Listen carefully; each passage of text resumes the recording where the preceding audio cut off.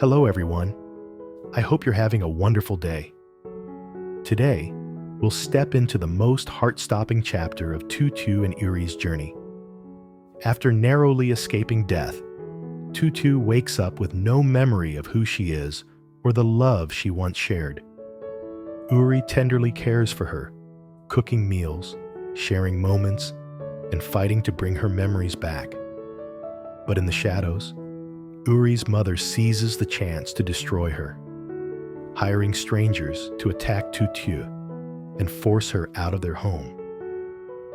Will Tu Tieu remember the truth before it's too late, or will she lose everything once again?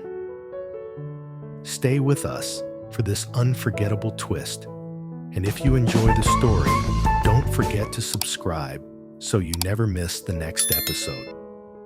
The hospital room was eerily quiet. Only the steady rhythm of the heart monitor and the faint scent of antiseptic filled the air.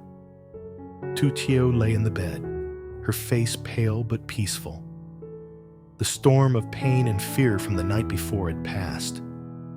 Both she and her unborn child had survived the ordeal.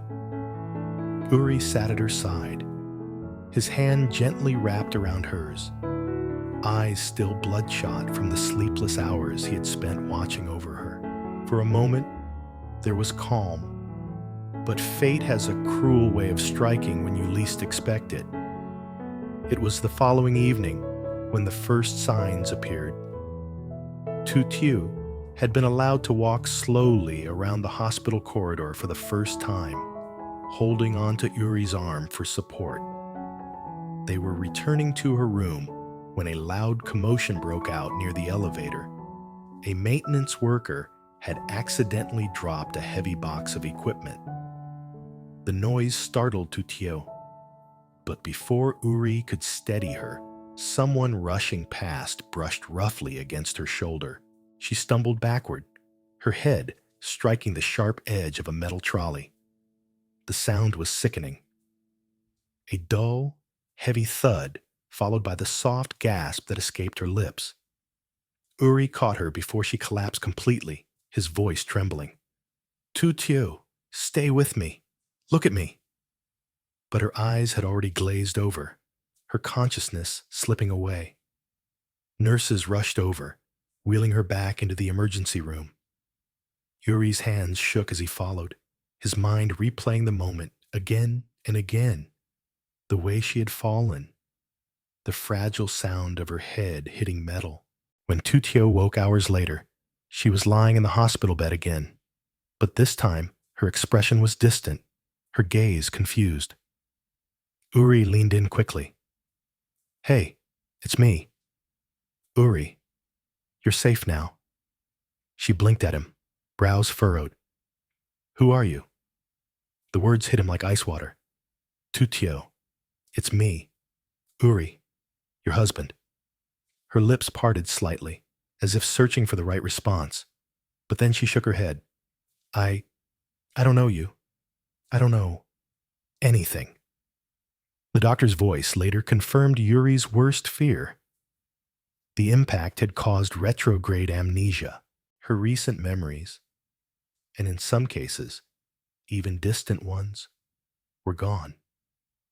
The doctor explained that her condition might improve gradually with familiar exposure, but there were no guarantees. Yuri sat beside her that night, staring at the small swell of her belly.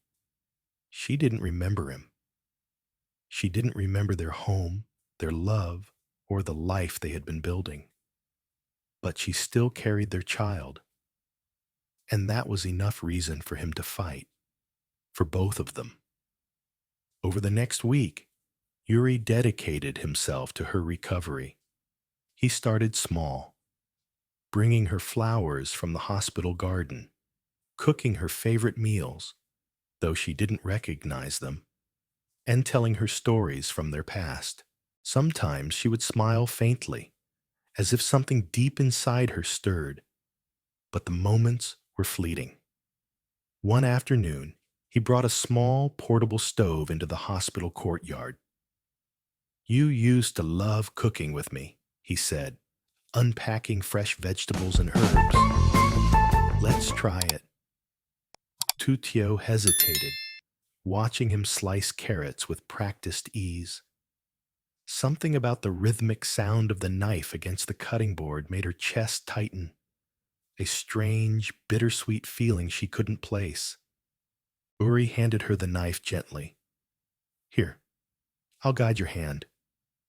Their fingers brushed, and for a brief moment her eyes softened, her breath catching ever so slightly.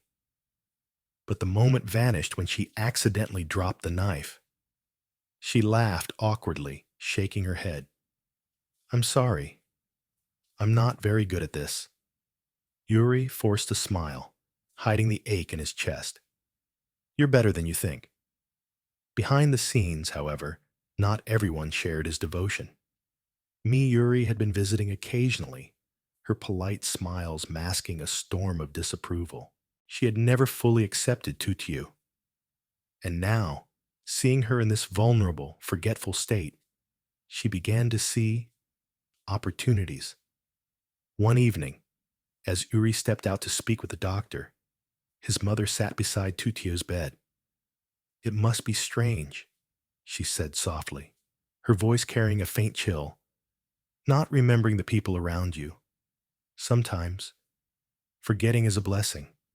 It lets you start over, with better choices. Tu Tieu tilted her head, puzzled.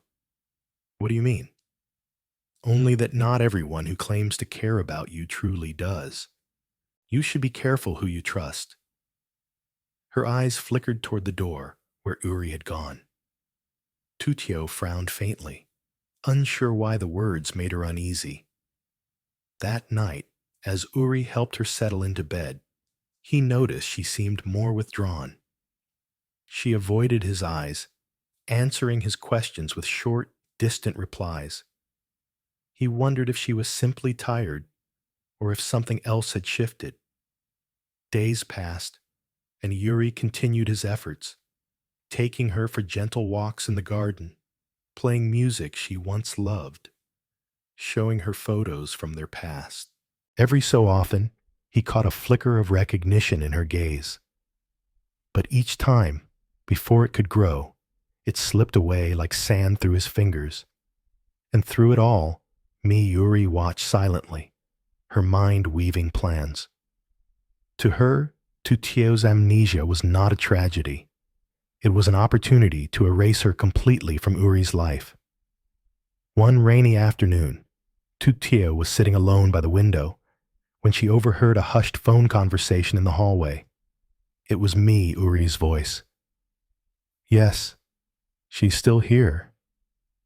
No, she doesn't remember a thing.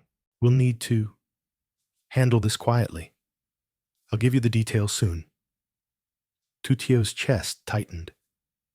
The words were vague, but something about the tone made her uneasy. A cold shiver ran down her spine, as if some part of her, deep and hidden, recognized the danger. When Uri returned later that evening, she wanted to tell him, but the uncertainty held her back. What if she was wrong? What if she misunderstood? For now, she kept the doubt to herself. But the seeds of the coming storm had already been planted. The days blurred together in the hospital after Tu Tieu was admitted again. Her amnesia was still complete. Not even the faintest flicker of recognition passed across her face when she looked at Uri. Yet Uri refused to give up. Every morning, he arrived early with her favorite breakfast, hoping that the smell or taste might stir something inside her. Sometimes, he'd play her favorite songs on a small speaker. Other times, he would read aloud from her favorite books. But Uri wasn't the only one who had plans for Tu Tieu. His mother, with her cold eyes and hidden venom, saw the amnesia as a gift. An opportunity to finally rid the family of the woman she despised. Late one night, while Uri had stepped out to meet the doctor, his mother slipped into Tu Tieu's room. Oh, you poor girl. she said with false sweetness. It must be so confusing. Being here, not remembering who you are, not knowing who to trust. Tu Tieu looked at her uncertainly. You're Uri's mother, right?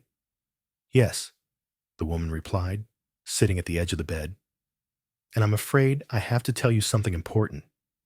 Uri, he isn't who you think he is. He's been lying to you.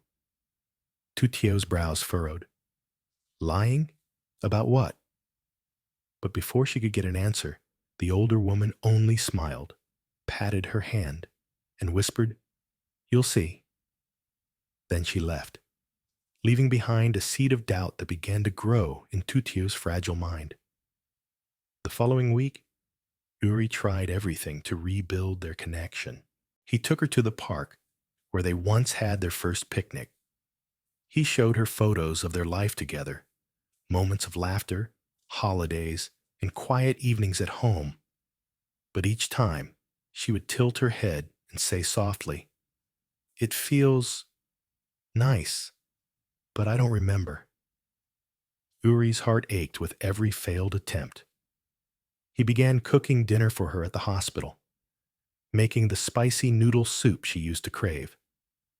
One evening, while they sat across from each other, the steam from the bowls curling in the air, Tu Tieu smiled faintly. This is good, she admitted. It feels safe. Hope flickered in Uri's chest. That's because I made it for you, just like before. But before the warmth could grow, the door to the room swung open, and two rough-looking men stepped inside. Without a word, they grabbed Tu Tieu. Hey, what are you doing? Uri shouted, lunging forward, but one of the men shoved him hard, sending him crashing into the wall. In the chaos, Tu Tieu screamed, Stop! I don't know you! Let me go! The men dragged her out into the hallway. Uri scrambled to his feet, chasing after them, but by the time he reached the hospital entrance, the men had shoved Tu Tieu into a black van and sped away. Panic ripped through him. He knew instantly this was no random attack. This was his mother's doing. He called the police, his voice shaking as he explained the situation, then jumped into his own car, determined to find her. Meanwhile, Tu Tieu was taken to a small, run-down apartment on the edge of town. The men locked her inside, leaving her with nothing but a thin blanket and a bottle of water. The older woman arrived later that night, stepping into the dim room. You need to leave Uri's life, she said coldly. You don't belong with him. You never did. Tu Tieu's head spun. Why? What did I do? You ruined everything. You'll never understand. But trust me, it's better for both of you if you disappear. In the days that followed, Uri searched everywhere, abandoned warehouses, cheap motels, every corner of the city his mother might have used. He barely slept, running on sheer determination and the fear of losing Tu Tieu forever. Finally, after 3 agonizing days, a tip came in from a friend on the police force. A black van matching the description had been spotted near the outskirts of town.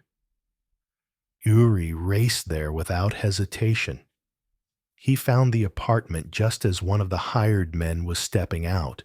Uri tackled him to the ground, demanding to know where Tu Tieu was.